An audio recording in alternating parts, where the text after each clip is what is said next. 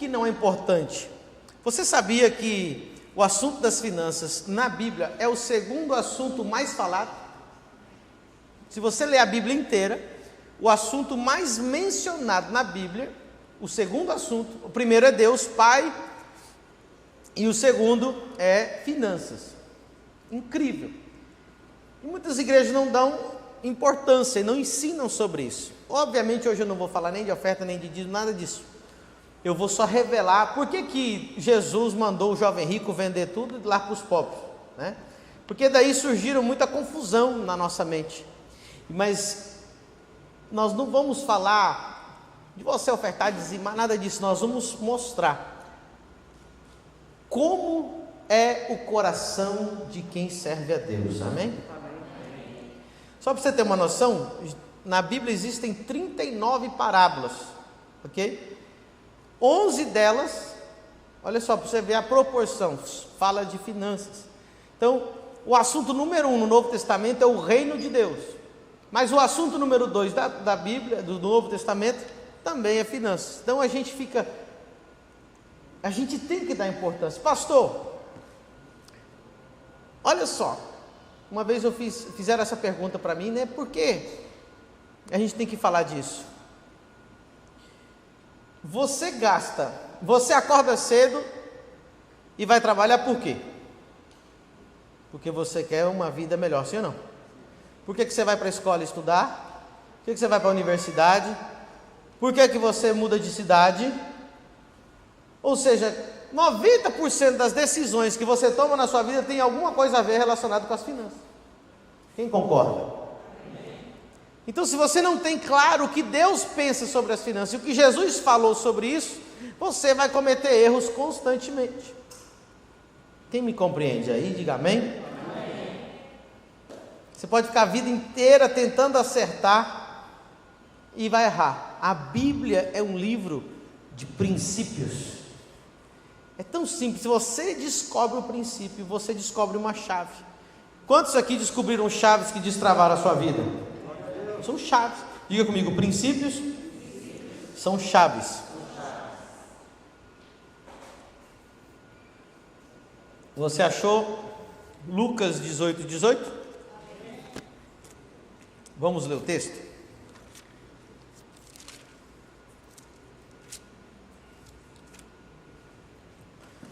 Diz assim: perguntou-lhe um certo príncipe, em Mateus e Marcos vai dizer um jovem rico, dizendo: bom mestre, alguém diga comigo, bom mestre, que hei de fazer para herdar a vida eterna? Jesus lhe disse: por que me chamas bom? Ninguém há bom senão um, que é Deus. Não sabe os mandamentos? Não adulterarás, não matarás, não furtarás, não dirás falso testemunho, honra o teu pai e tua mãe. E disse ele: todas estas coisas tenho observado desde a minha mocidade. E quando Jesus ouviu isso, disse-lhe: ainda te falta uma coisa. Vende tudo quanto tens, reparte-o pelos pobres e terás um tesouro no céu. Vem e segue-me. Mas ouvindo ele isto, ficou muito triste, porque era muito rico. Agora abra lá em Mateus capítulo 19, nós vamos ler a mesma história agora em Mateus. Mateus 19.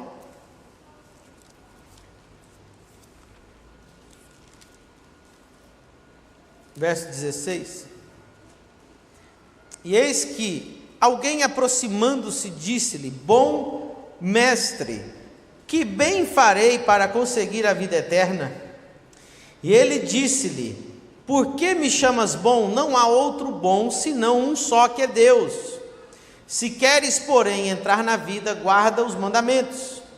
Disse-lhe ele: quais? E Jesus disse: não matarás, não cometerás adultério, não furtarás, não dirás falso testemunho, honra o teu pai e tua mãe, e amarás o teu próximo como a ti mesmo. Disse-lhe o jovem: tudo isso tenho guardado desde a minha mocidade. Que me falta ainda? Jesus disse-lhe: se queres ser perfeito, vai e vende tudo o que tens e dá aos pobres, e terás um tesouro no céu, e vem e segue-me. Alguém diga assim: segue-me.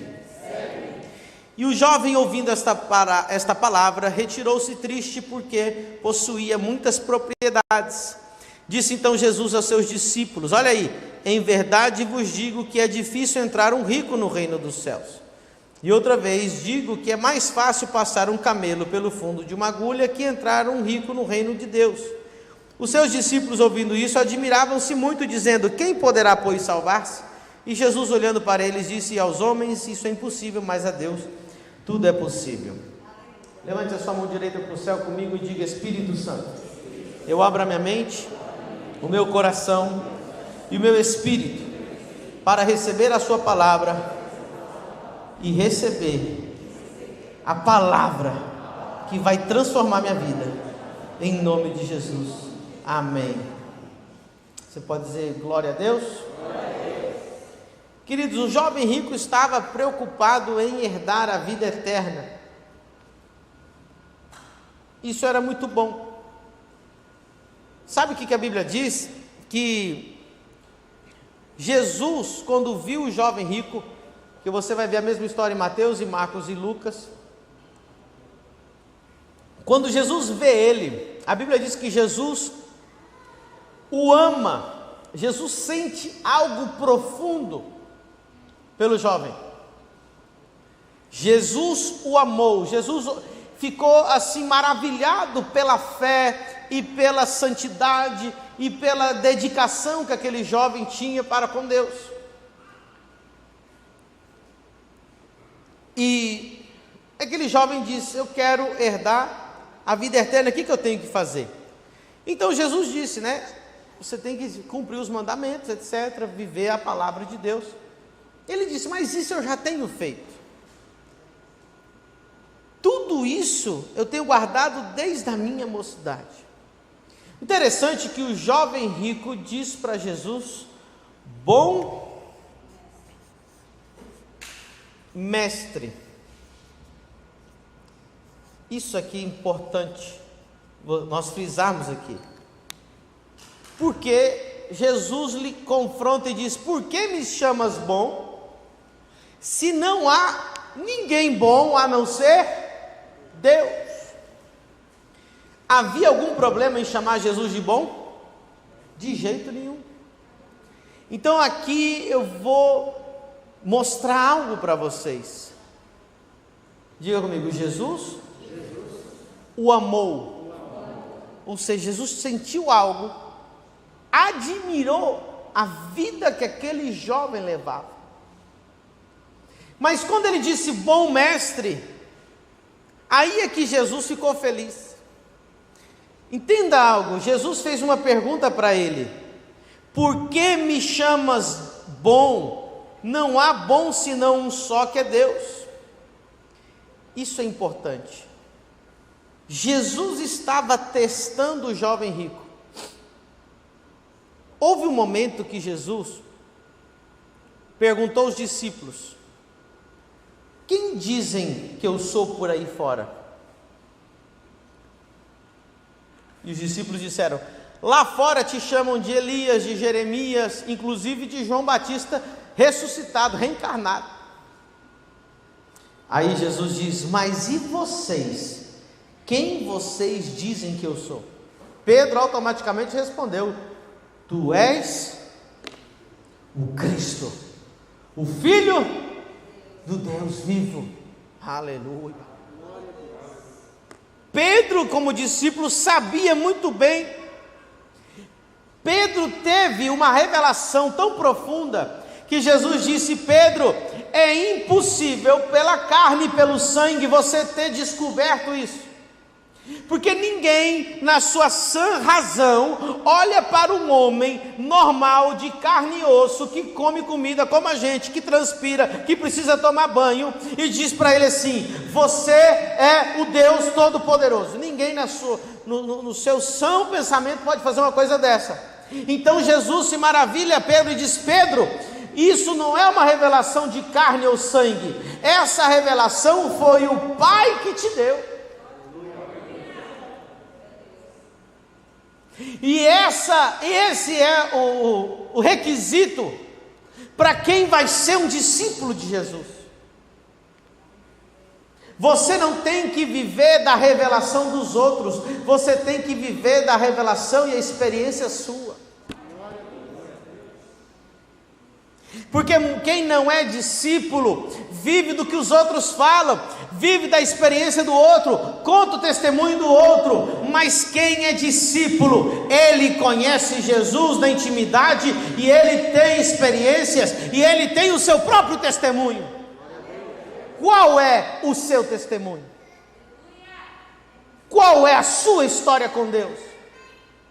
Será que é o Deus da igreja evangélica, o Deus do pastor Pedro, o Deus de João? Ou você diz assim, o meu Deus?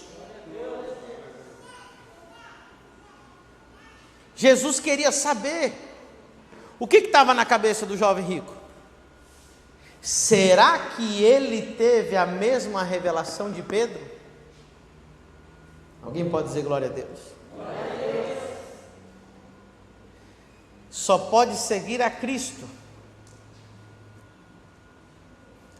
ao nível dos discípulos quem tem revelação de quem Ele é e quem teve um encontro com Jesus. Vou te explicar isso aqui. Ninguém vira apóstolo como os apóstolos, ninguém segue a Jesus como os apóstolos seguiram, sem saber quem Jesus era de verdade. Você fala assim, não, Jesus é um doido aqui que trouxe umas ideias legais aqui, um coach. Não, Ele é um todo-poderoso. Agora, o que as pessoas não entendem? Olha o tanto que as pessoas se confundem. Jesus em nenhum momento disse que ele não era salvo. Jesus disse, se queres ser perfeito,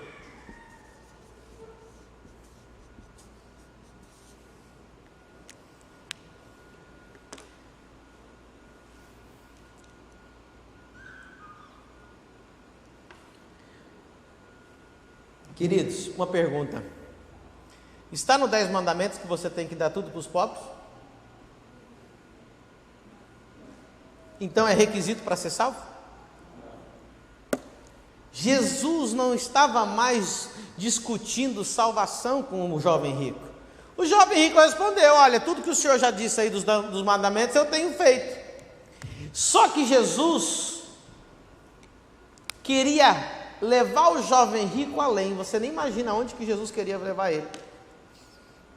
E Jesus disse, se tu queres ser perfeito, a palavra perfeito no grego é completo, ou em outras, inclusive na Bíblia ela é traduzida em outros lugares como maduro. Então se você quer ser perfeito, completo, maduro, vende tudo que tem, dá aos pobres, e depois, olha essa palavra no verso 21, e segue-me. Uau! Alguém diga, segue-me. Segue-me. Olha, isso aqui não é qualquer coisa. Sabe quantas vezes Jesus disse, segue-me?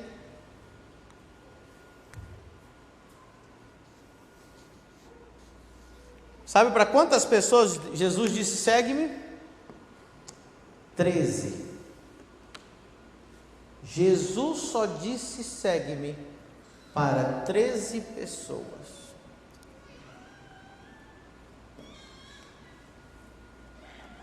Deixa eu te explicar um pouquinho melhor. Quando Jesus dizia segue-me, ele não estava dizendo, venha, seja cristão, seja salvo, me aceite. Ele não estava dizendo, receba a vida eterna.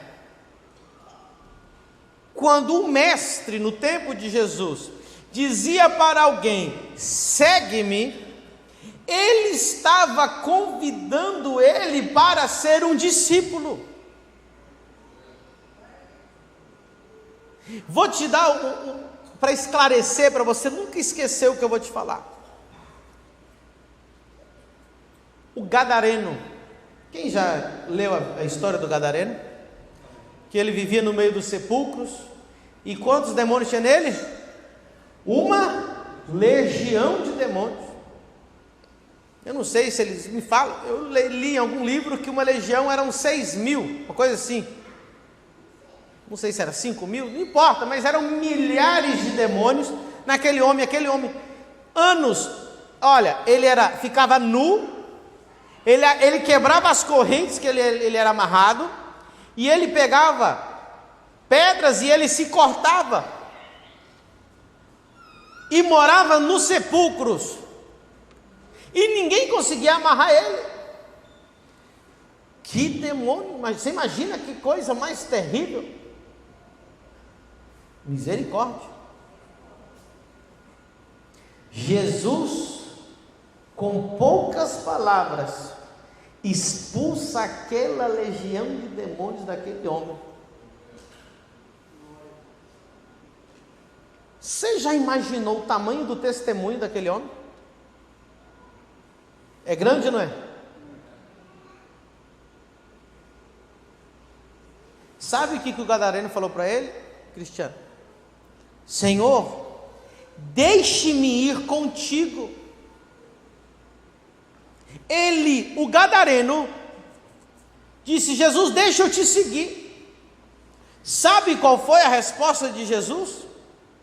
Não. Não é incrível isso? Jesus não deixou o gadareno seguir ele.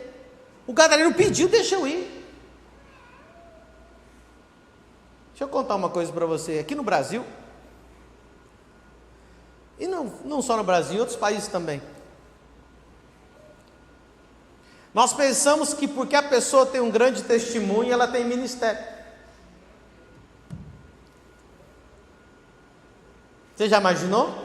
Jesus, eu vou contigo, aonde eu for eu vou contar meu testemunho. Ei, eu tinha 6.000 demônios, Jesus me libertou. Porque o teu testemunho é grande, não significa que você tem chamado. E o grande erro que o Brasil cometeu durante décadas foi colocar pessoas que tinham grande testemunho em púlpitos, e a igreja ainda pagava para ele contar o testemunho. E ele começava com o testemunho de um demônio, 5 anos depois, o testemunho dele era ex-bruxo, comedor de cadáver. Ele aumentava tudo os testemunhos para ganhar dinheiro do povo.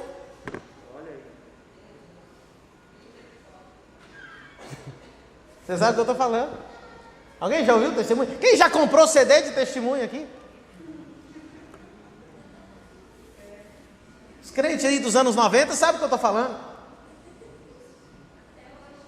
A gente vivia disso. Não, Jesus me libertou, eu tenho chamado. Não, Jesus te libertou, glória a Deus. Ter chamado é outra coisa.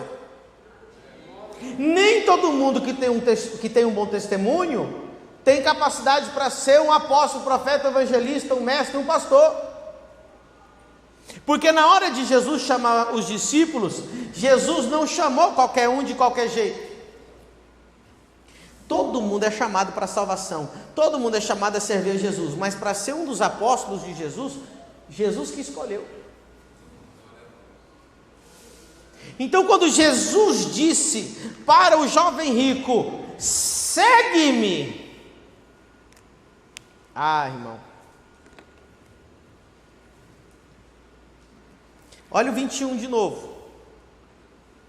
Disse-lhe Jesus: se queres ser completo, perfeito, maduro, vende tudo o que tens e dá aos pobres, e terás um tesouro no céu, e vem e segue-me.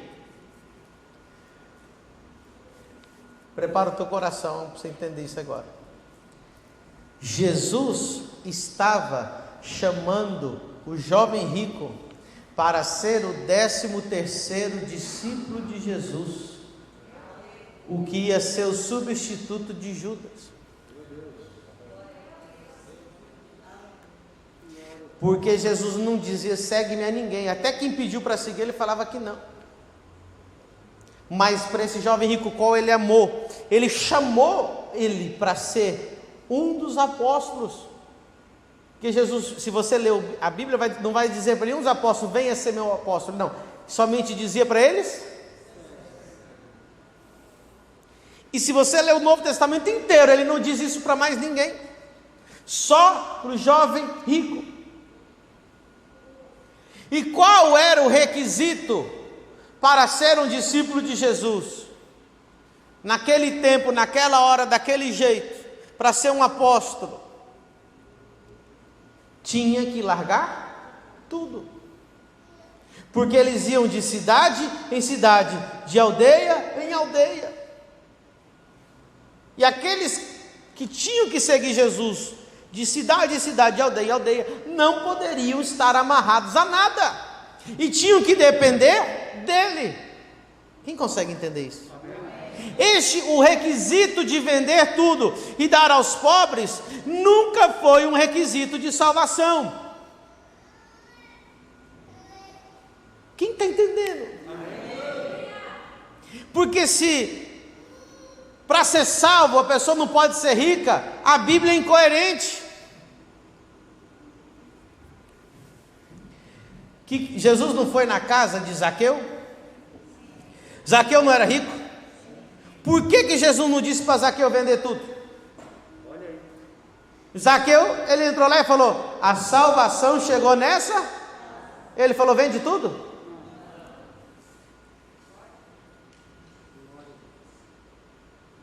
Ele continuou sendo rico, porque o papel dele ia ser outro. Agora, vai andar comigo de cidade em cidade, curando os enfermos, limpando os leprosos, ressuscitando os mortos, tem que largar tudo e estar só comigo. Esse requisito era para os apóstolos. Tem gente que quer chamado, mas não quer renunciar.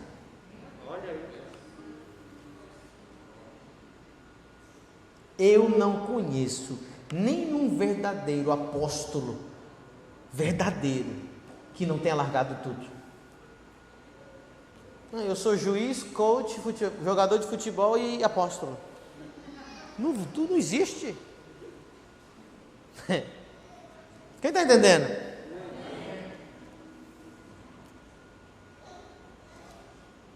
Queridos, nós temos que ler a Bíblia com mais detalhes.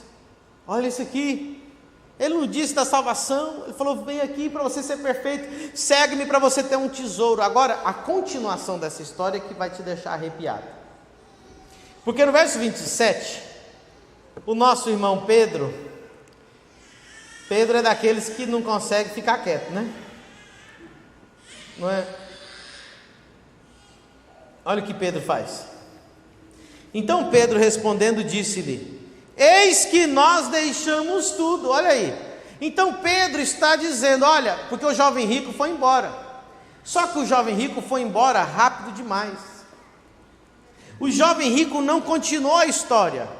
O jovem rico foi embora e a conversa continuou. Os apóstolos continuaram conversando com Jesus. O jovem rico deu as costas e foi embora, porque ele ficou triste, que ele não queria vender tudo. Mas ele perdeu a salvação? Não, ele perdeu o quê? Ele perdeu de ser o 13º apóstolo, só isso. E a Bíblia faz questão de nem dar o nome dele. Jovem. Quem não aceita o chamado de Deus, não vai ser lembrado. Sabe o que é a melhor coisa que você pode deixar nessa terra? Um legado. Tem muita gente que vai morrer e não vai ser lembrado, porque viveu para ela.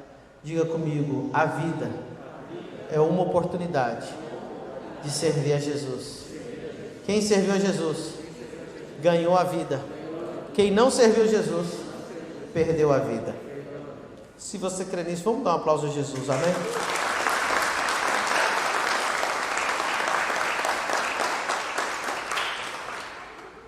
Agora a história continua. Então Pedro respondendo disse-lhe: eis que nós deixamos tudo e te seguimos. Aí olha que Pedro diz: que receberemos? Lembre-se que todos esses homens eram homens casados, que tinham suas empresas, eram pescadores, eram coletores de impostos. Olha a resposta do Senhor Jesus.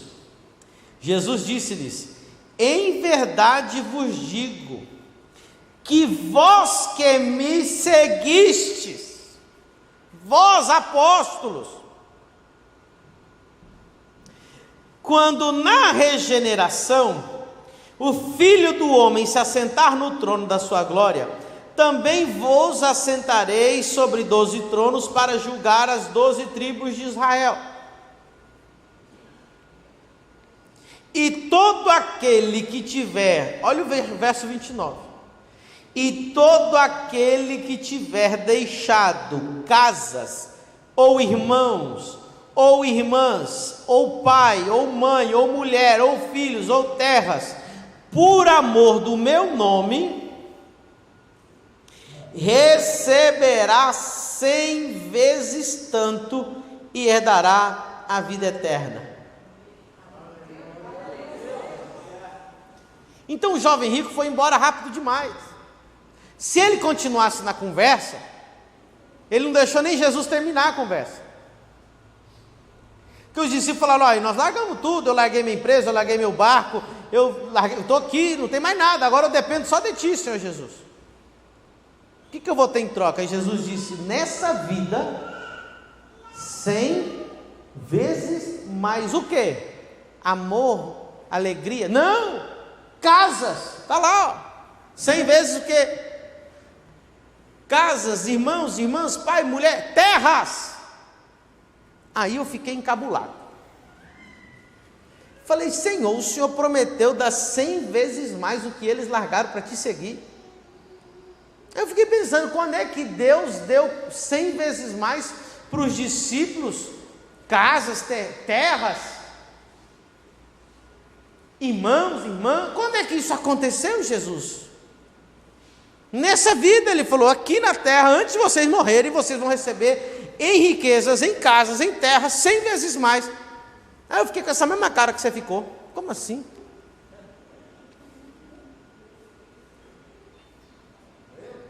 E receberam. Alguém diga assim: prova aí, pastor. Vou provar para você. Abra lá em Atos, capítulo 4. Vai dando glória a Deus aí, irmão. Atos, capítulo 4.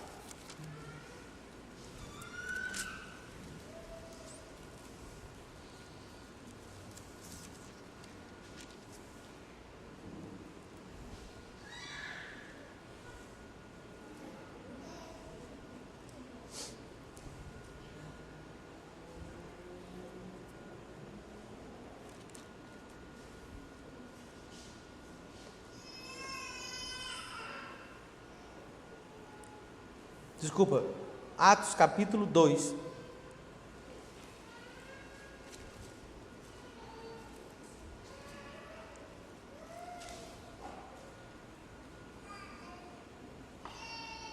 Quem achou, diga amém. Amém.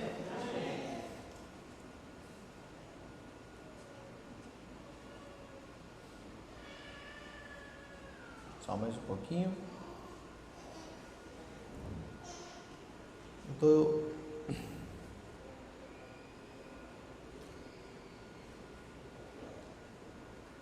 Oh Jesus, misericórdia.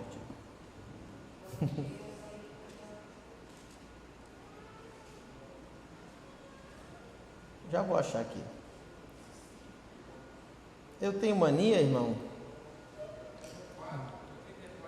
É o 34, 35. Estava certo o 4. Eu tenho mania de não anotar os versículos, porque eu tenho a memória boa, e de repente dá esses brancos assim. Vamos lá, quem achou? 4:34.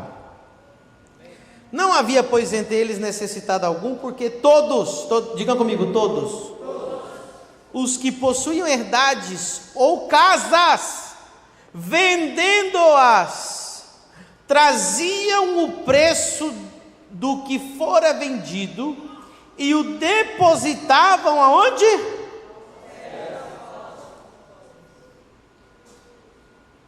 Não, você não entendeu. Presta atenção. Em um só dia, 3.000 homens se converteram a Jesus, sem contar suas mulheres e famílias. Depois 5, e assim foi. Foi um grande avivamento. naquele tempo, todos venderam todas as suas. Mas o que eles fizeram com esse dinheiro? Colocaram aonde? De quem? Aleluia. Tem uma diferença. Quando Deus diz para um homem de Deus que Deus vai dar para ele 100 vezes mais, não é 100 vezes mais já para ele, é 100 vezes mais para ele administrar para o reino. Quem consegue entender isso? Amém. 100 vezes mais. Só que quem tem o coração para Deus, ele recebe 100 vezes mais, só que não é para ele mais, é para servir a obra. Mas que receberam 100 vezes mais? Porque senão Jesus ia ser um falso profeta, sim ou não?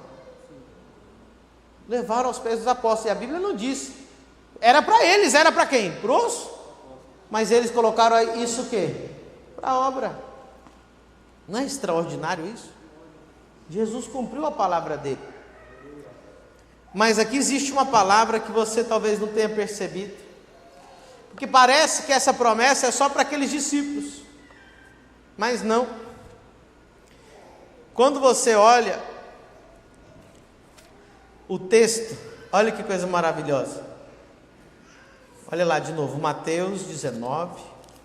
Olha essa palavrinha aqui que apareceu aqui.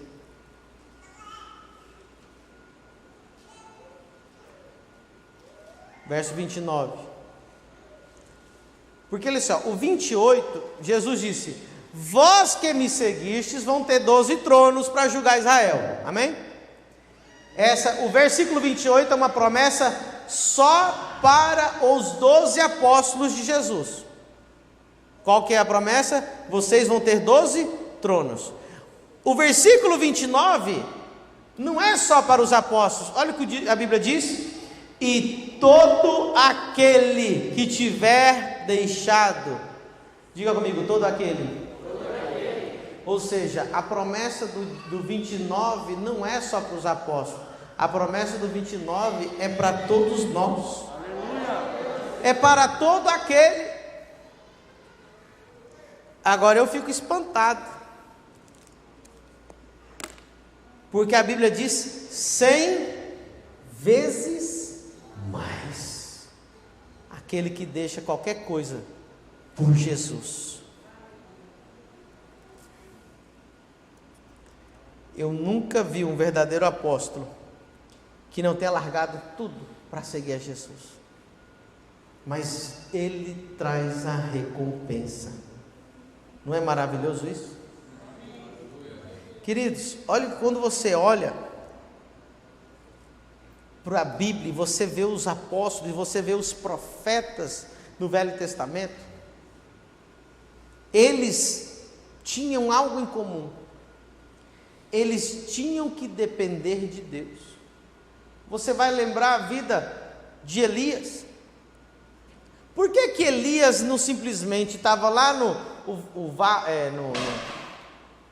como é que chamava? O riacho lá que ele estava, e simplesmente secou, parou de produzir água, e Jesus disse para ele: vai que eu vou te mandar para a casa de uma viúva que ela vai te sustentar. Por que que Elias simplesmente não orou lá e fez pão aparecer? Se ele não orava e o fogo caiu do céu? Quem está entendendo? Por que que ele não orou e a água começou a brotar de novo? Ele é o grande profeta.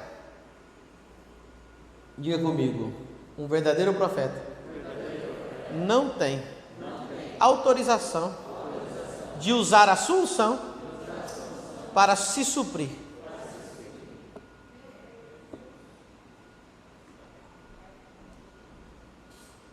Você já imaginou o grande profeta Elias agora tem que ir lá comer na mão de uma viúva? Parece que não tem sentido. O corvo não podia continuar enviando lá o pão e a carne para ele? Por que o corvo parou de levar? Na verdade, não era a viúva que abençoou Elias, foi Elias que abençoou a viúva, porque Elias nunca ia morrer de fome, mas a viúva ia. E se Elias não tivesse a necessidade, ele nunca teria ido até lá. Diga comigo, a necessidade do homem de Deus é minha oportunidade de receber o milagre. A necessidade de Elias foi a oportunidade daquela mulher mudar de vida. Porque se Elias estivesse muito bem provisto na sua casa, aquela viúva tivesse morrido de fome. Mas ele foi lá e ela semeou o pão. E o que ela recebeu? 100. Aleluia.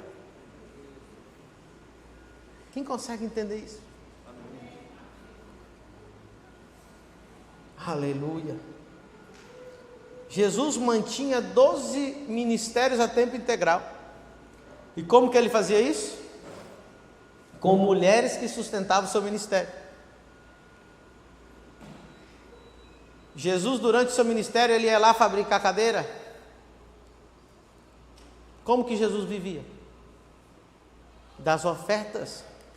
Em Lucas capítulo 8 diz: e muitas mulheres, das quais haviam sido curadas e libertas de demônios, entre elas Maria, chamada Madalena, Susana, Joana, e muitas outras que o serviam com os seus bens. Aleluia. O que você precisa entender? A gente terminar essa palavra do dia de hoje, que o jovem rico poderia se tornar o apóstolo. Ele só se conformou com a salvação e a promessa daquele que larga qualquer coisa por Jesus, ele vai te recompensar aqui nessa terra. Deixa eu dizer algo para você, principalmente em Balneário Camboriú. Tem muita gente que chega: ah, pastor, estou ferido, porque pastor fulano fez isso, porque pastor Mengano fez isso, porque foram não sei o que lá, e eu dei para a igreja, e eu fiz, e eu ofertei, mas...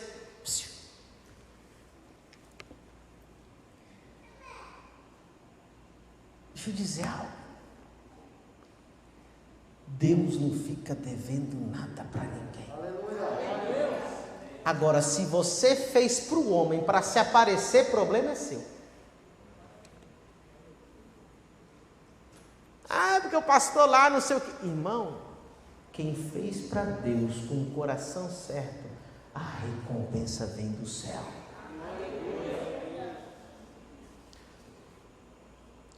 E deixa eu dizer algo mais para você. Porque um errou, você vai deixar de semear no reino de Deus? O que tem isso a ver com você? Você vai travar toda a sua vida porque uma pessoa errou? Não. Ainda tem 7.000 que não dobraram seus joelhos. O evangelho precisa continuar avançando. O evangelho ainda é real. Jesus ainda é o mesmo hoje, ontem e para sempre. O evangelho continua sendo o poder de Deus e as promessas de Deus continuam de pé.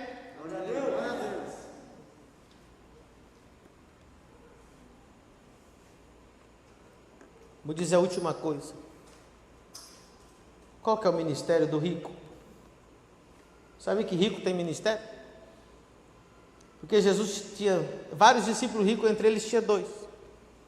Quando ele morreu na cruz, o corpo dele ia ficar para os urubus comer, que era assim que eles tratavam quem morria numa cruz. Eles não enterravam, deixavam-no jogado para o urubu comer.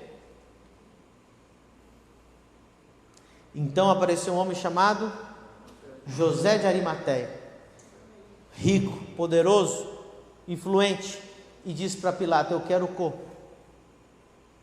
E ele guardou o corpo dele em um túmulo que não tinha sido usado ainda.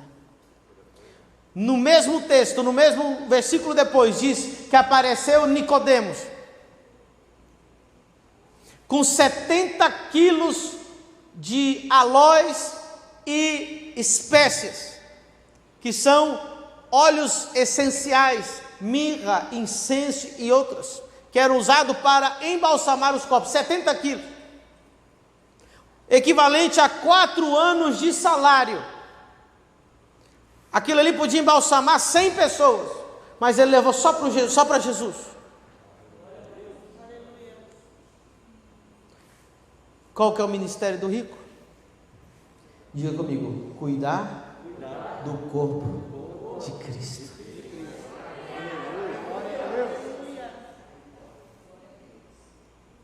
Tem alma se perdendo. E eu vou dizer algo para você: não se faz obra de Deus sem dinheiro. Não existe. Não se faz. Nós queremos ir para 50 nações. Nós vamos para 50 nações. E Deus vai levantar José de Arimateia nessa igreja. Deus vai levantar Nicodemos nessa igreja. E Deus vai levantar Marias Madalenas, que elas sustentavam Jesus com seus bens. E qual vai ser a recompensa? Deixa eu dizer algo para você. Você que é rico, sabe de investimento. Se tem alguém que sabe de investimento, é rico. Não existe uma proporção de investimento com maior retorno que o reino de Deus. Você pôr dinheiro na bolsa, pode até ganhar bastante, mas pode perder também. Se pôr dinheiro na poupança, é 1%. E olhe lá, no reino de Deus, sempre. E Deus não pode mentir. É 100 vezes mais.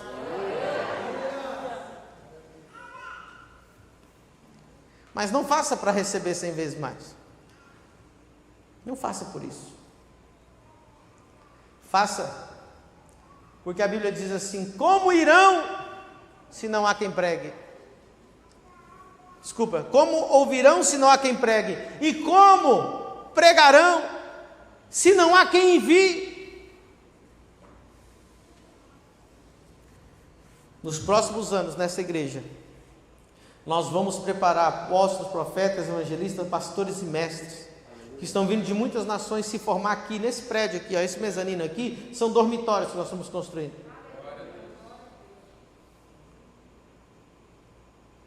Mas como irão se não há quem? Envie. Como pregarão? Como ouvirão se não há quem pregue? Como pregarão se não há quem envie? Essa igreja vai enviar.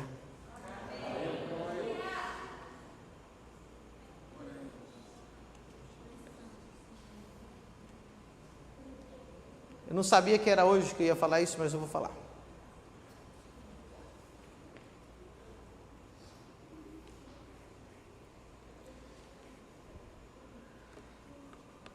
Recentemente,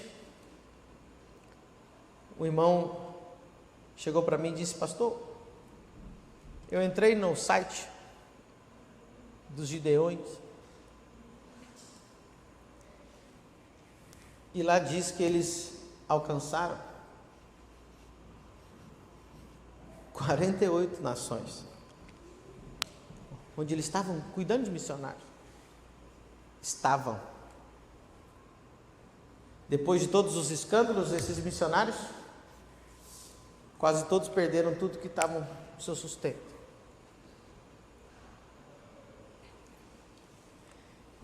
E quem criou essa missão para 48 nações? Cisino, em Camboriú, faleceu no dia 30 de julho de 2016.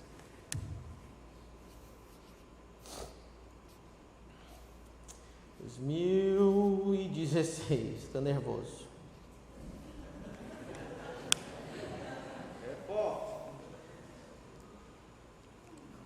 No ano que nós mudamos para o Brasil, em 2000, no dia do meu aniversário. E eles perderam as 48 nações, porque acabou. E no dia 30 de julho, isso aqui, ele faleceu. E Deus me dá a missão. O último lugar do mundo que eu pensava que eu ia vir era para o Brasil, muito menos Balneário Camboriú, porque eu nunca vim, nunca morei, nunca sei, nem sabia de nada de Balneário Camboriú. Deus se manifesta a mim em maio de 2018 e diz: vai para o Vale do Itajaí, em Balneário Camboriú, porque eu vou te dar 50 nações.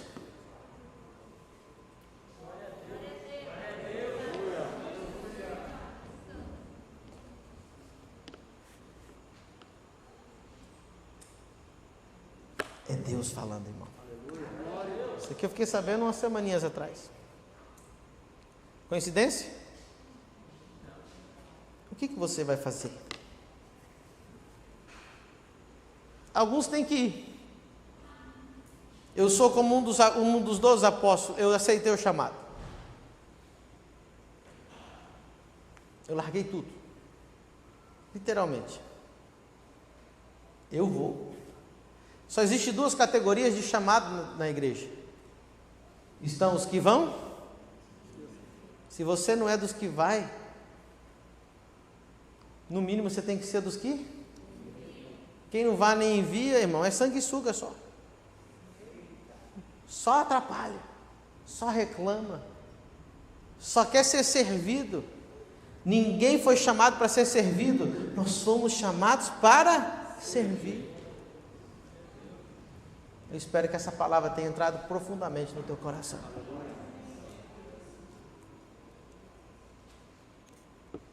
Você acha que é normal o que está acontecendo?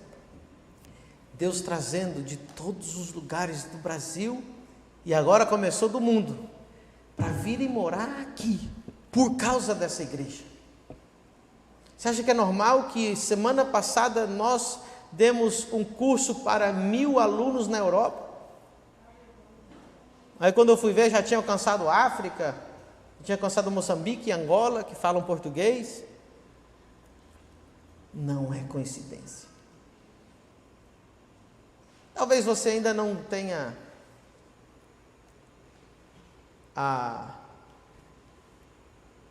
Talvez você seja daqueles assim: eu quero ver para crer. Porque você olha para a gente e fala: não, ainda é pequena, a coisa ali não começou ainda. Deixa eu dizer algo para você. Só existe 2 tipos de gente: os que veem acontecer e os que fazem acontecer. E aqui eu estou chamando gente que quer fazer acontecer. Essas cadeiras aí é para gente que quer fazer acontecer. Se você só quer ver acontecer, você pode ver lá da tua casa assistindo no YouTube. Mas eu quero que aqui venham os que querem fazer acontecer. Aqueles que dizem: pastor, eu estou contigo. Pastor, eu quero dar minha vida, eu quero entregar. Porque a Bíblia diz que mais vale uma alma para Deus que o mundo inteiro. E cada alma que a gente puder arrancar de Satanás e do inferno, vai valer a pena. Hoje as igrejas estão preparando as pessoas para serem bem-sucedidas. Mas a que critério? Ao critério do mundo. Hoje as igrejas viraram palestras motivacionais. Hoje as igrejas viraram palestras de coaches. Mas nessa igreja eu vou pregar a palavra de Deus. O que é ser bem-sucedido, pastor? O que é ter sucesso? Ter sucesso não é ter muitas casas, ter sucesso não é ter a conta bancária cheia, ter sucesso é fazer a vontade de Deus. Se você é muito rico e não fez a vontade de Deus, tua vida é um fracasso. E se você, como Paulo, morre numa prisão sozinho, mas fez a vontade de Deus, tua vida foi um sucesso. Eu quero chamar nessa igreja. Por que nós estamos numa quarta-feira, irmão? Quarta-feira não é culto de multidão. Quarta-feira é culto de discípulos. Eu quero chamar você para esse compromisso. Chamar você para entender. Essa igreja não é uma igreja para você ficar aqui sentado e dizer assim: eu tenho uma igreja para bater o cartão. Não, nós somos uma igreja de gente louca, radical, que dá tudo por Jesus para alcançar as nações. Nós entendemos que nós precisamos pregar o evangelho a toda criatura. Não basta com você bater o cartão no domingo, não basta com você bater o cartão na quarta. Deus está te chamando para um compromisso. Eu ainda creio numa grande colheita nesses últimos tempos. Eu ainda creio que nós vamos ver a glória de Deus. Eu ainda creio num avivamento verdadeiro. É por isso que Deus te trouxe aqui. Fique em pé nessa noite, em nome de Jesus. E vamos aplaudir ao Espírito Santo com força. Louvado seja Deus.